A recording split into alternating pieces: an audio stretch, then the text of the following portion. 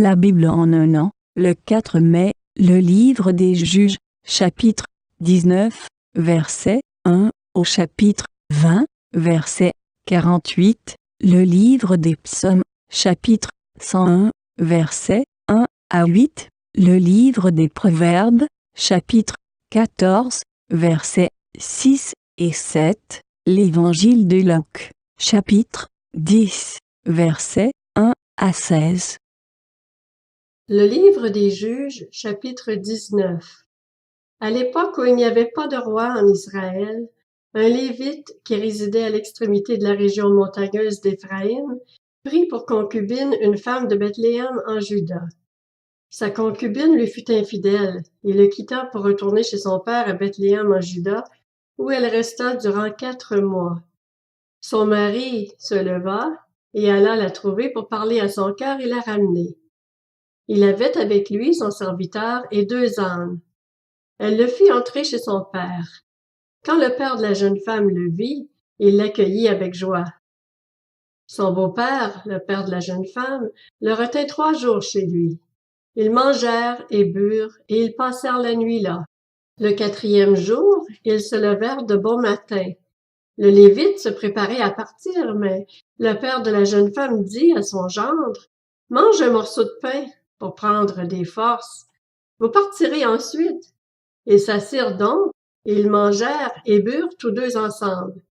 Puis le père de la jeune femme dit au mari, « Décide-toi donc à passer la nuit ici, et que ton cœur se réjouisse. » Le mari se préparait à partir, mais sur l'insistance de son beau-père, il passa encore la nuit là.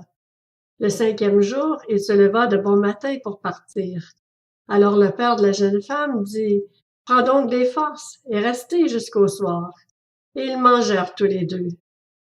Le mari se préparait à partir avec sa concubine et son serviteur, mais son beau-père, le père de la jeune femme, lui dit, « Voici que le jour baisse et se fait tard.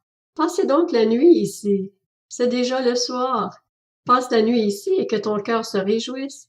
Demain, vous vous lèverez de bon matin pour vous mettre en route et tu retourneras dans ta tente. » Le mari ne voulut pas passer la nuit là. Il se leva donc et partit.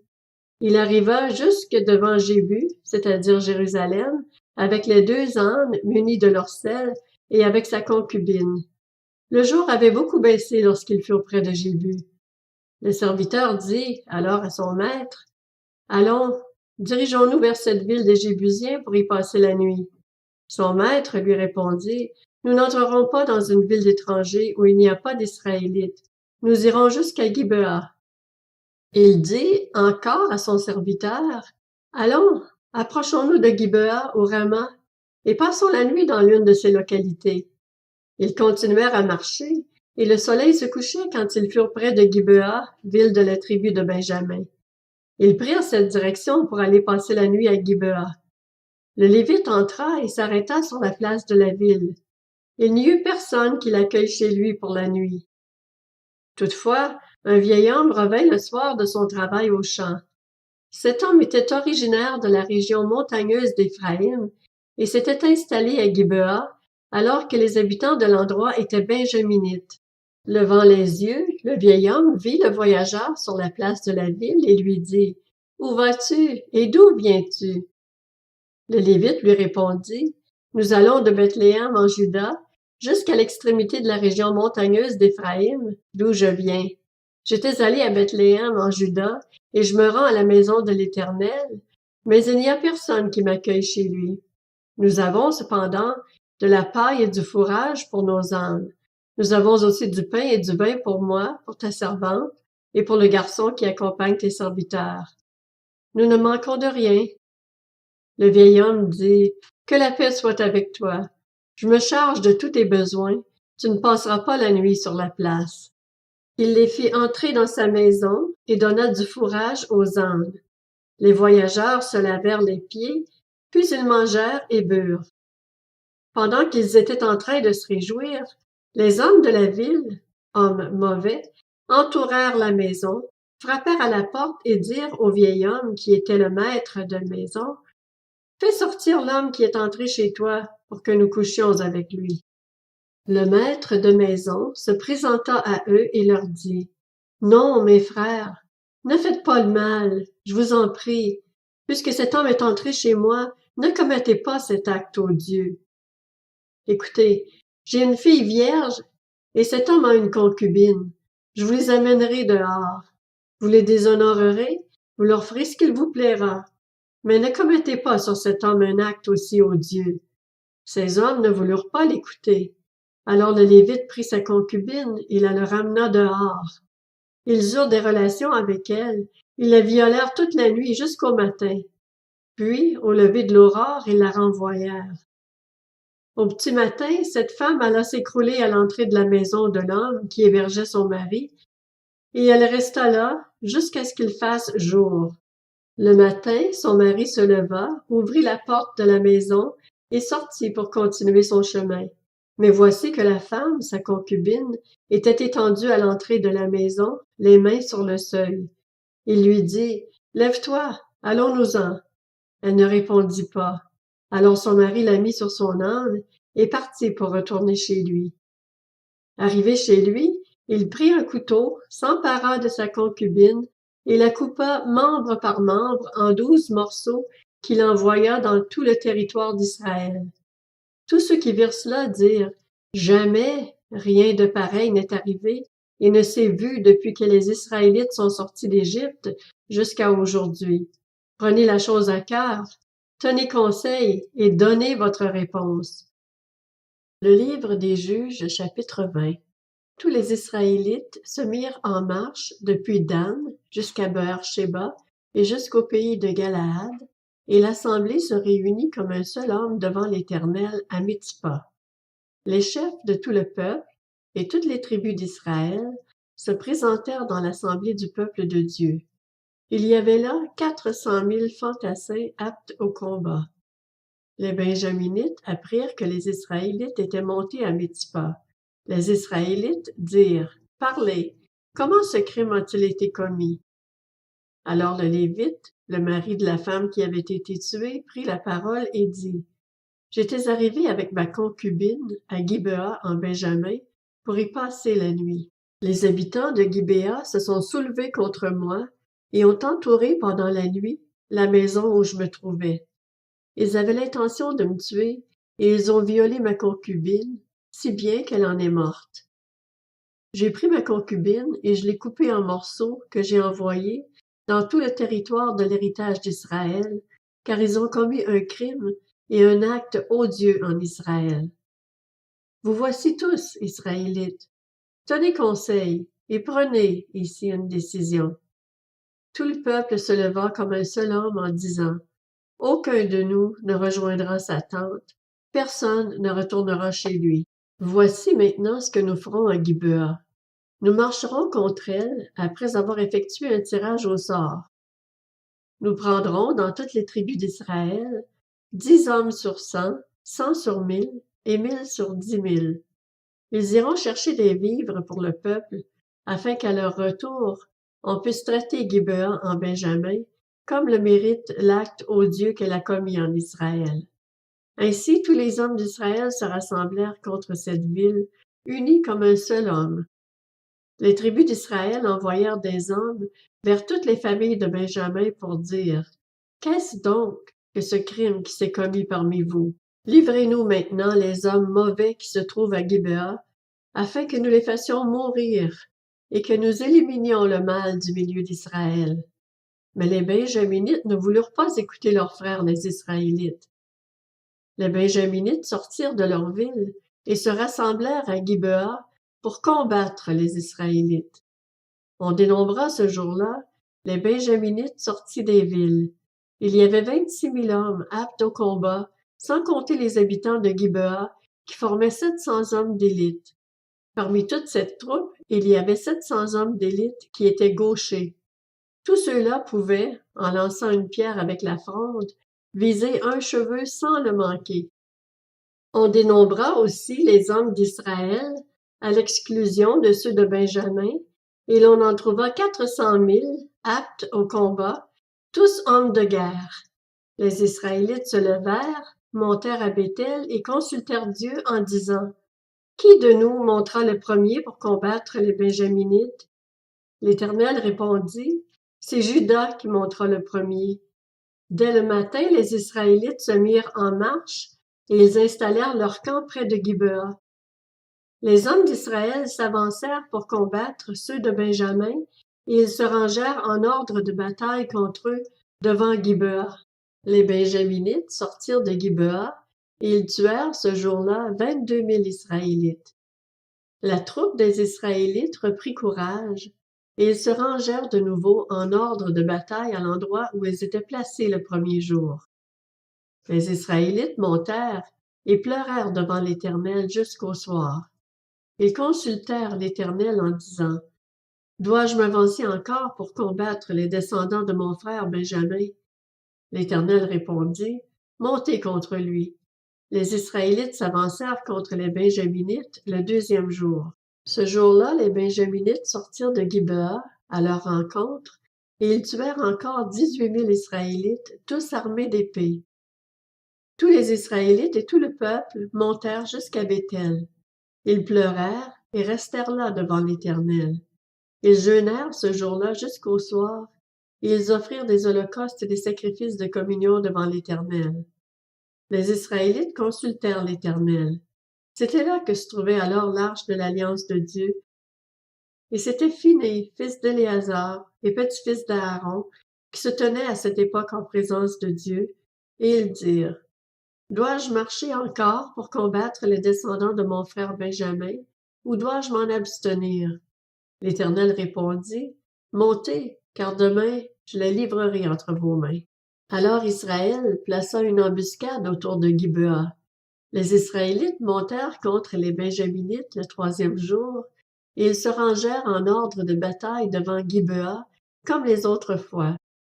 Les Benjaminites sortirent à la rencontre du peuple et se laissèrent attirer loin de la ville.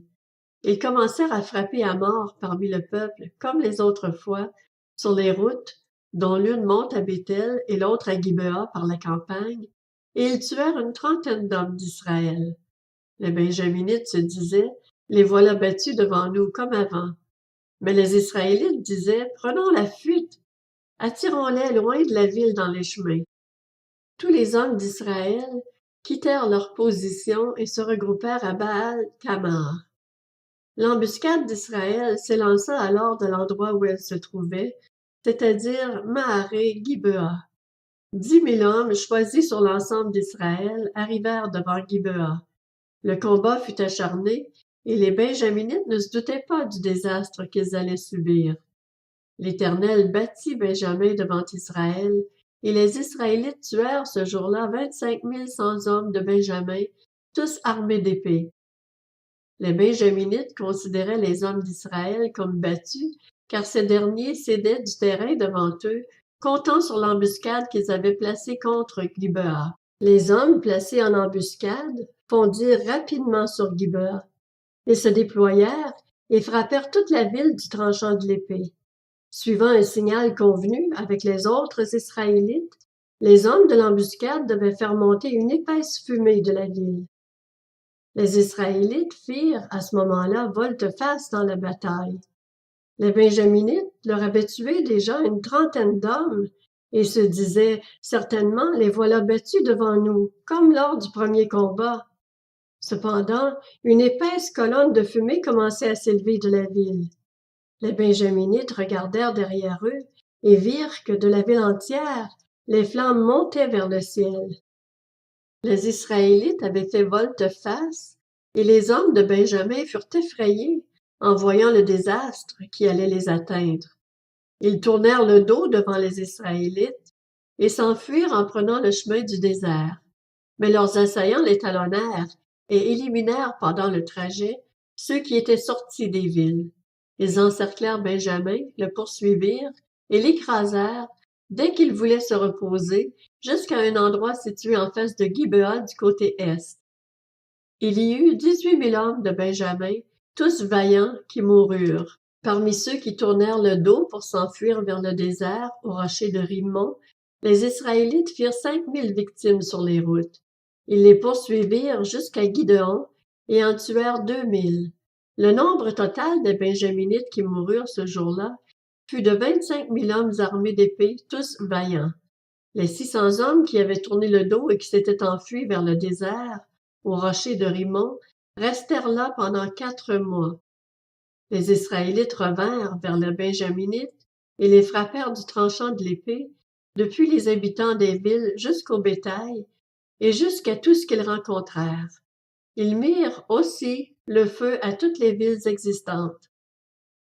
Le livre des Psaumes, chapitre 101. Psaume de David. Je chanterai la bonté et le droit. C'est toi, Éternel, que je célébrerai. Je serai attentif à la voix des hommes intègres. Quand viendras-tu vers moi? Je marcherai avec un cœur intègre au milieu des miens. Je ne mettrai rien de mauvais devant mes yeux. Je déteste la conduite des pécheurs. Elle n'aura aucune prise sur moi. Le cœur pervers s'éloignera de moi. Je ne veux pas connaître le méchant. Celui qui dénigre en secret son prochain, je le réduirai au silence. Celui qui a le regard hautain et un cœur orgueilleux, je ne le supporterai pas. J'aurai les yeux sur les fidèles du pays, pour qu'ils habitent près de moi. Celui qui marche dans la voie des hommes intègres sera à mon service. Celui qui se livre à la fraude n'habitera pas dans ma maison. Celui qui dit des mensonges ne se tiendra pas devant moi. Chaque matin, je réduirai au silence tous les méchants du pays, pour supprimer de la ville de l'Éternel tous ceux qui commettent l'injustice. Le livre des Proverbes, chapitre 14. Le moqueur cherche la sagesse et ne la trouve pas, mais pour l'homme intelligent, la connaissance est chose facile. Éloigne-toi de l'homme stupide. Ce n'est pas sur ses lèvres que tu aperçois la connaissance. L'Évangile de Luc, chapitre 10. Après cela, le Seigneur désigna encore 70 autres disciples et les envoya devant lui, 2 par 2, dans toutes les villes et dans tous les endroits où lui-même devait aller. Il leur dit, « La moisson est grande, mais il y a peu d'ouvriers. Priez donc le maître de la moisson d'envoyer des ouvriers dans sa moisson. Allez-y, je vous envoie comme des agneaux au milieu des loups. Ne prenez ni bourse, ni sac, ni sandales, et ne saluez personne en chemin. Dans toute maison où vous entrerez, dites d'abord que la paix soit sur cette maison. Et s'il se trouve là un homme de paix, votre paix reposera sur lui, sinon elle reviendra sur vous. Restez dans cette maison, mangez et buvez ce qu'on vous donnera, car l'ouvrier mérite son salaire. N'allez pas de maison en maison. Dans toute ville où vous entrerez et où l'on vous accueillera, mangez ce que l'on vous offrira. Guérissez les malades qui s'y trouveront, et dites-leur, le royaume de Dieu s'est approché de vous. Mais dans toute ville où vous entrerez et où l'on ne vous accueillera pas, allez dans les rues et dites, nous secouons contre vous-même la poussière de votre ville qui s'est attachée à nos pieds. Sachez cependant que le royaume de Dieu s'est approché de vous. Je vous dis que ce jour-là, Sodome sera traité moins sévèrement que cette ville-là. Malheur à toi, Chorazin, malheur à toi, Bethsaïda, car si les miracles accomplis au milieu de vous l'avaient été dans Tyr et dans Sidon, il y a longtemps que leurs habitants se seraient repentis, habillés d'un sac et assis dans la cendre. C'est pourquoi lors du jugement, Tyr et Sidon seront traités moins sévèrement que vous.